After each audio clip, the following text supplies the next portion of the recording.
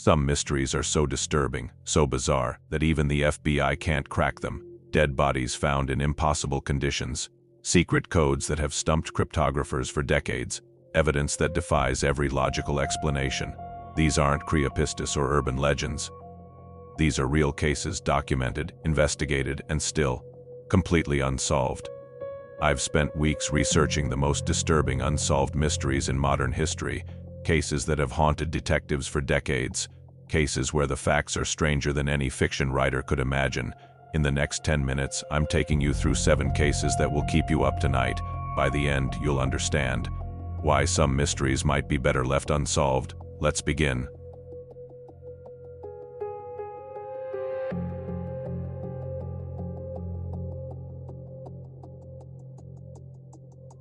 February 1959. The Ural Mountains in Russia. 9 experienced hikers, students, and professionals set out on a skiing expedition. None of them returned alive. When search teams found their camp 3 weeks later, the scene was horrifying.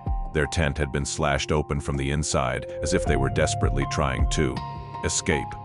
They fled into the freezing wilderness, -30 degrees, wearing almost nothing. No coats. Some had no shoes. Their bodies were found scattered across the mountain. Some died of hypothermia, but others. The injuries were impossible. 3 bodies showed massive internal trauma, broken ribs, fractured skulls, but no external wounds. The medical examiner said the force required was equivalent to a car crash, but there were no cars, no avalanche, no external impact. One woman was missing her tongue, eyes, and part of her lips, not torn out, cleanly removed. Another hiker's clothes showed traces of high radiation. The official Soviet report concluded, death by an unknown compelling force. That's it, no explanation. Just an unknown force. Theories exploded. Military testing, avalanche, infrasound causing panic, even Yeti attacks. But 65 years later, investigators still can't explain the injuries, the radiation, or why they fled in absolute terror. This case has never been closed, and it likely never will be. December 1, 1948. Somerton Beach, Australia. A well-dressed man is found dead on the sand. No identification, no wallet. Every label on his clothing had been carefully removed. The autopsy revealed he'd been poisoned, but the coroner couldn't identify the substance. His internal organs showed damage consistent with a toxin, unknown to medical science at the time. Then investigators found something chilling, a tiny piece of paper hidden in a secret pocket of his pants. It read Tamam, Shud, Persian for ended or finished. The paper had been torn from an extremely rare book of poetry. Police launched a public appeal and found the book. Someone had left it in their car. In the back of the book, written in pencil, was a code. 5 lines of seemingly random letters. Cryptographers have been trying to crack it for 75 years. Nothing. Even modern AI can't decode it. The book also had a phone number. It led to a nurse named Jessica Thompson. When shown the dead man's photo, she went pale and claimed she didn't know him. But years later, her daughter revealed Jessica had lied. She did know him, but she took the secret to her grave. In 2022, researchers claimed to identify him using DNA, but the findings are hotly disputed. Even if they're right, it doesn't explain the poison, the code, or what he was doing on that beach. This case remains one of the most baffling mysteries in criminal history.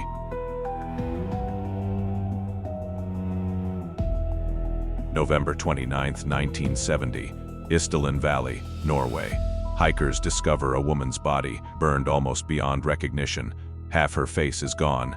She's surrounded by sleeping pills, a bottle of gasoline, and charred clothing. At first, it looked like suicide, but the evidence told a different story. She had 9 fake passports with different aliases. Her fingerprints had been sanded off. All clothing labels were removed. Her dental work didn't match any known records. She was a ghost. Police traced her movements across Europe. She'd been traveling for months using fake identities, staying in hotels under different names, always paying cash. She wore disguises and wigs. She met with unknown men in secret locations. Her luggage was found at a train station.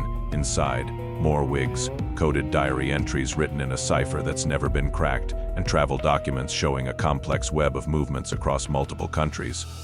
Witnesses described her as paranoid, frequently changing appearances, speaking multiple languages fluently. She behaved like a professional spy. Was she an intelligence operative? Was she running from someone? Was she assassinated and the scene staged? 54 years later, nobody knows her real name. No country has claimed her. No family has come forward. The woman in Isdal Valley remains one of the world's greatest unsolved mysteries. August 20th, 1966. Vintam Hill, Brazil. Two men are found dead lying side by side. They're wearing formal suits, waterproof coats, and crude masks made of lead covering their eyes. Next to them, an empty water bottle and a notebook containing a bizarre message, 1630B at the specified location, 1830 swallow capsules, after effect protect, metals await signal mask. Swallow capsules, protect metals, await signal. What signal? Both men were electronics technicians, friends. They'd told their families they were going to buy materials for work. Instead, they ended up on this hill, dead, wearing lead masks. The autopsies were delayed, and by the time they were performed, decomposition made it impossible to determine cause of death. No traces of drugs were found. But the timing and note suggest they took something intentionally. The lead masks suggest they were protecting themselves from radiation. But from what? Witnesses reported seeing an orange light in the sky above the hill that night. Others saw strange figures on the hilltop. The area was known for UFO sightings. Were they trying to contact extraterrestrials? Were they part of a cult ritual? Were they building some kind of device? 58 years later, we still don't know what they swallowed, what signal they were waiting for, or what the lead masks were protecting them from. This case remains officially unsolved.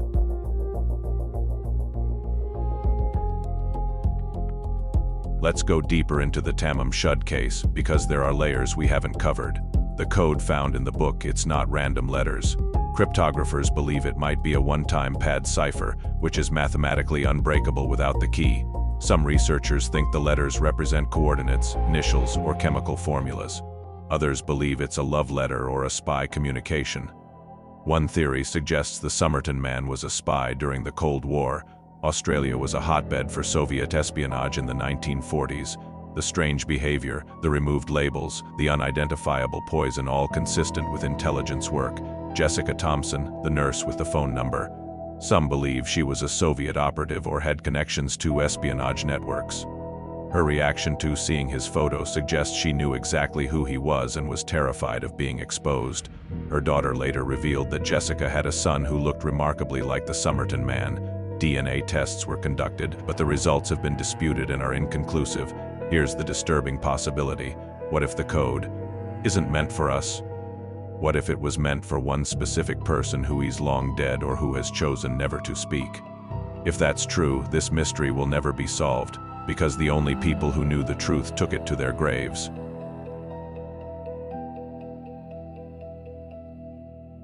So why can't these cases be solved? Let's be honest about the reality. The Dyatlov Pass, critical evidence was mishandled or destroyed. Soviet records were classified and may never be released. Every witness and investigator from 1959 is now dead. Physical evidence has degraded beyond analysis. The Somerton Man, even with modern DNA, we can't crack a one-time pad cipher without the key. And if Jessica Thompson was the key, she died in 2007 without ever telling the truth. The Isdal Woman, her face was destroyed. Her fingerprints were sanded off. Every trail went cold 50 years ago. If she was a spy, her handlers have no reason to come forward now. The lead masks case, the bodies decomposed before proper toxicology. No drugs were ever detected. The signal never came or we missed it entirely. These cases share fatal flaws, destroyed evidence, dead witnesses, and decades of cold trails. But there's another reason they'll never be solved. Someone out there knows the truth. Maybe they're elderly now, maybe they're dead. Or maybe, just maybe, they're still alive, watching videos like this one, knowing they'll never tell. Some mysteries aren't meant to be solved, they're meant to haunt us, to remind us that there are things in this world we'll never understand.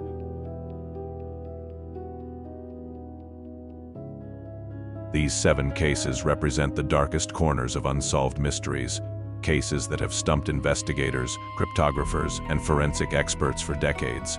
The question isn't just what happened. The question is, do we really want to know? If these cases fascinate you, subscribe for more deep dives into true crime and unsolved mysteries. Drop a comment. Which case disturbed you the most?